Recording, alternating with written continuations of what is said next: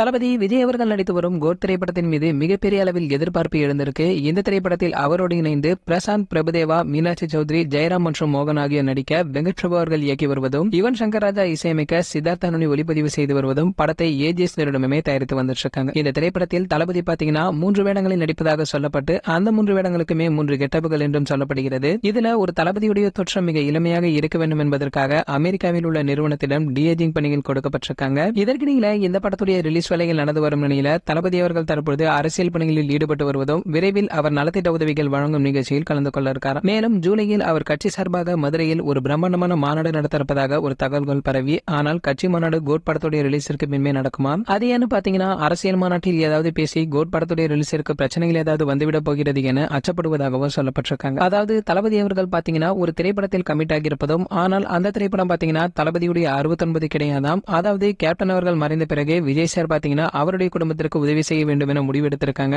ஆகையால தற்போது கேப்டன் அவர்களுடைய மகன் சண்முக பாண்டியன் நடித்து வரும் படைத்தலைவன் திரைப்படத்தில் கெஸ்ட் ரோல் பண்ணிருப்பதாகவும், அதனால கண்டிப்பாக படம் மெகா ஹிட் அடிக்கும் என்பதில் எந்த ஒரு சந்தேகமுமே இல்லையா? சரி, ஓகே, இது போன்ற நம்ம தளபதி பற்றி விலையாக அனைத்து செய்திகளை நீங்க உடனே தெரிஞ்சுக்க நம்மளுடைய தளபதி 360 நம்ம சேனலை சப்ஸ்கிரைப் பண்ணிக்கங்க. பக்கத்துல உள்ள பெல் ஐகானை கிளிக் பண்ணிட்டீங்கன்னா நீங்க நம்ம வீடியோவை மிஸ் பண்ணாம பார்க்கலாம்.